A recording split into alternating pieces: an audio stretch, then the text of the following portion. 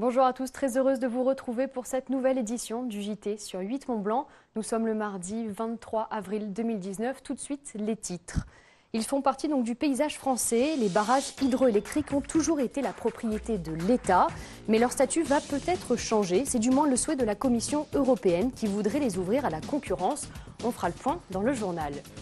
Et puis depuis 10 ans, c'est le rendez-vous incontournable des acteurs du ski, le ski débrief. Ils sont réunis à Val d'Isère, l'occasion pour eux de dresser le bilan de la saison hivernale.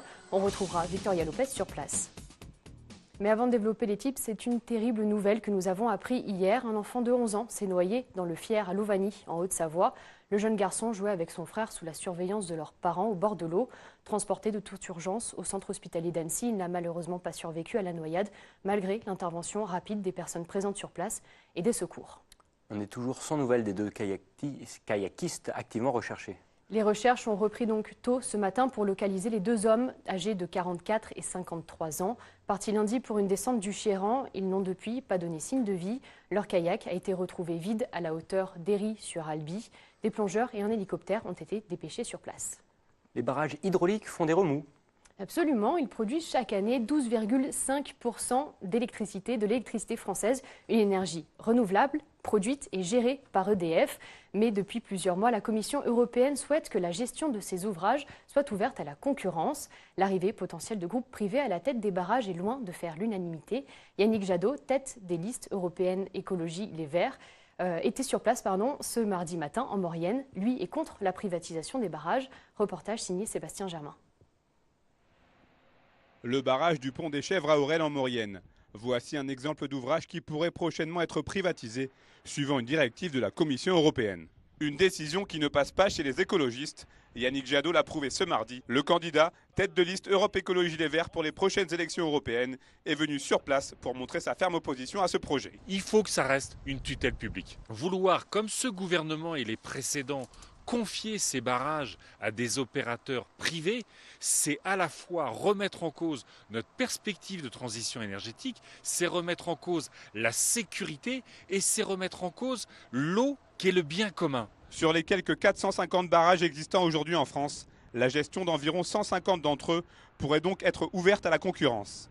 Pour le député européen, il s'agit tout simplement d'une remise en cause du modèle et du savoir-faire français. On a une incroyable compétence en France sur les barrages hydroélectriques qui est reconnue internationalement. Nous voulons que ça soit une perspective de développement au service de l'intérêt général et pas la mise sous tutelle privée pour des intérêts privés. En Savoie-Mont-Blanc, plusieurs barrages hydrauliques sont concernés et au niveau local aussi, on goûte peu à ce projet qui va dans le mauvais sens avec les dérèglements climatiques à venir. L'eau, dont EDF gère 75% des stocks de surface, va être attaquée de plein fouet par la tragédie climatique en cours. Cette eau se partage avec plein d'autres acteurs, les agriculteurs, les centrales nucléaires qu'il faut refroidir, les touristes qui ont besoin de lacs pleins.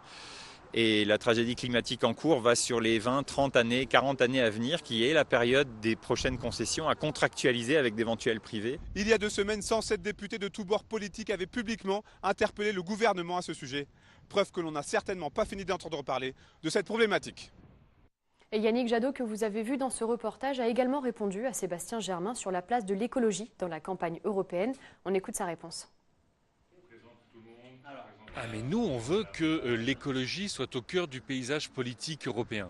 Il y a le dérèglement climatique, il y a l'anéantissement de la biodiversité, il n'y a plus de solidarité dans nos sociétés. Nous voulons absolument que le climat, la biodiversité, la solidarité soient au cœur du projet européen. Et ça ne peut pas être le libéralisme qui nous conduit à la compétition de tous contre tous, qui nous conduit à privatiser notre patrimoine commun que sont ces barrages. Ça peut évidemment pas être les extrêmes droites. On ne va pas s'attaquer aux grands défis du monde, repliés derrière des frontières et repliés derrière des identités qui ne sont plus protectrices de rien. Il faut que ce soit l'écologie, la solidarité, les droits sociaux et l'Europe des terroirs. Nous voulons vivre sur nos territoires, nous voulons de l'activité économique sur nos territoires et une activité économique évidemment compatible avec le climat, compatible avec la biodiversité et qui crée des emplois locaux. On passe en Haute-Savoie où là aussi une autre candidate pour les européennes était en déplacement ce vendredi. Cécile Cukierman, sénatrice de la Loire et conseillère régionale Rhône-Alpes, était en visite en Haute-Savoie vendredi 19 avril. tête de liste du Parti communiste français pour les élections européennes le 26 mai prochain. Elle en a profité pour aller à la rencontre des Gilets jaunes d'Albi-sur-Chéran. On l'écoute au micro de Camille Rivollet.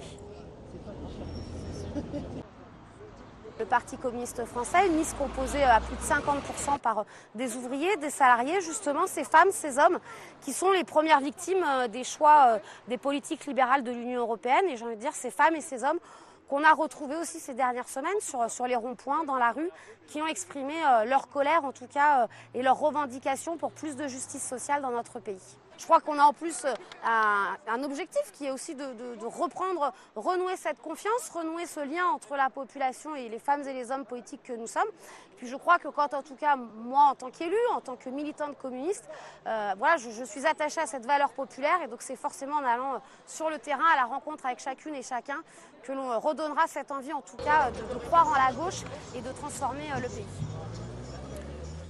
Comme chaque fin de saison, les stations de ski font le point pour savoir ce qui se passe. Absolument. D'après l'Observatoire national des stations de montagne, les taux d'occupation de l'ensemble des hébergements reculent globalement d'1,6 point sur la saison d'hiver 2018-2019. Une progression a été enregistrée pendant les vacances de Noël. Les hôtels, eux, se portent plutôt bien, plus 3 points. Et bonne nouvelle pour les stations de moins de 5000 lits. Ce sont les seuls à voir leur fréquentation augmenter de 2 points. D'ailleurs, à ce sujet, direction Val d'Isère. Direction Val d'Isère, alors que la saison de ski s'achève, l'heure est au bilan. Tous les grands acteurs économiques et institutionnels du monde des sports d'hiver sont réunis en ce moment dans la station de Haute-Tarentaise pour l'événement Ski Débrief. On retrouve tout de suite sur place Victoria Lopez. Clémence et bonjour à tous. Effectivement, je me trouve ici à Val d'Isère, à la maison de Val d'Isère pour ce grand ski débrief, la rencontre, le grand événement de fin de saison pour faire le bilan avec tous les acteurs du monde du ski. Et je me trouve justement avec l'organisateur de ce grand ski débrief, monsieur Gérard Matisse. Vous êtes président en montagne de l'Union Sport et Cycle. Quelles sont les grandes lignes du bilan de cette saison 2018-2019 ? Nous avons fait une bonne saison. Par rapport aux saisons de référence qui étaient 2018, certains massifs ont été un peu plus pénalisés par l'enneigement plus tardif. Nos collègues Pyrénées, Jura, ils ont pu rattraper dans la bonne fréquentation des périodes de février où la saison était plus restreinte, certes. Et sur l'ensemble des autres massifs, il ressort que la prestation de service qui est la location, la progression est de 1%, entre 0 et 1%, ce qui veut dire que la fréquentation a été satisfaisante. Et quant à la vente, écoutez, nous n'avons que du soleil, et beaucoup, et tant mieux pour le bronzage, et tant mieux pour le ressourcement.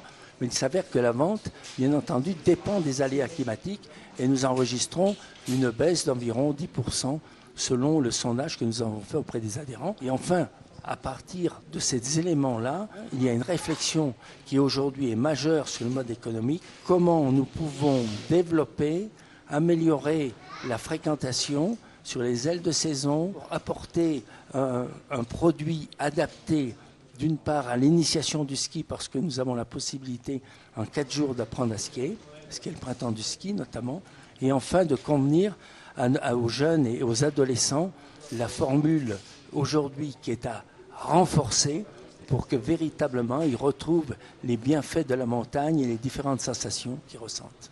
Merci beaucoup Gérard Matisse d'avoir répondu à nos questions sur 8 Mont Blanc. On vous souhaite un bel anniversaire puisque Ski Débrief fête donc ses 10 ans cette année ici à Val d'Isère. Merci beaucoup. Merci beaucoup. Et j'ajoute que vous pouvez retrouver 2 émissions spéciales sur le Ski Débrief sur notre page Facebook 8 Mont Blanc dès maintenant. On reste dans l'univers de la montagne, réchauffement climatique, faible enneigement, certaines stations de ski de basse altitude se tournent vers de nouvelles activités. À Haillons-le-Jeune, dans les Bauges, l'agglomération du Grand Chambéry et la commune investissent dans le tourisme toute saison. Le département de la Savoie a apporté son soutien au projet. Vendredi 19 avril, aux Haillons-Mille, Inès Guillemot était sur place. Reportage. Avec ses télésièges et son école de ski, Haillons-le-Jeune a tout d'une station de sport d'hiver. Pourtant, depuis plusieurs années, la commune mise sur d'autres activités.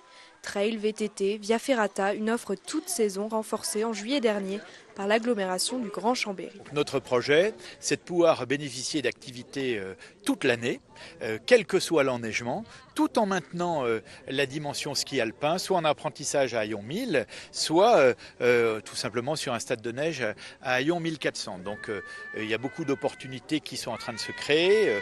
On connaissait la station Trail, bien évidemment l'acrobranche, la Via Ferrata.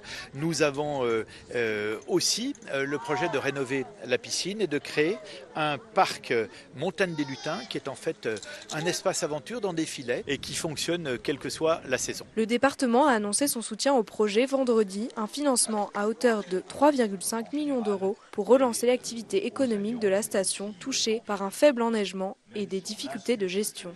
C'est vrai qu'il y a eu ces dernières années des problèmes de gouvernance et qu'il y a aussi, notamment ici, des problèmes liés au réchauffement climatique pour la partie du domaine qui est la plus basse, à environ 1000 mètres d'altitude. La vocation du département, c'est la solidarité territoriale et d'aider les massifs de moyenne altitude à offrir des possibilités nouvelles pour un tourisme différent. Le ski alpin sera maintenu à Hayon-le-Jeune, mais sur un espace débutant. Principale conséquence, la fermeture prochaine du télésiège emblématique du Mont Pelat. Il conduit au point culminant de la station et donne accès à des pistes de bon niveau. Le projet avait provoqué la démission du précédent maire en octobre dernier. Le projet de diversification, nous l'accueillons avec plaisir puisque c'est un tournant de notre station qui permet de diversifier et puis de se tourner un peu plus davantage, on va dire, sur le tourisme d'été. Par contre, c'est vrai que l'amputation de notre domaine skiable par le démontage du télésiège notamment est très difficile à accepter pour nous tous.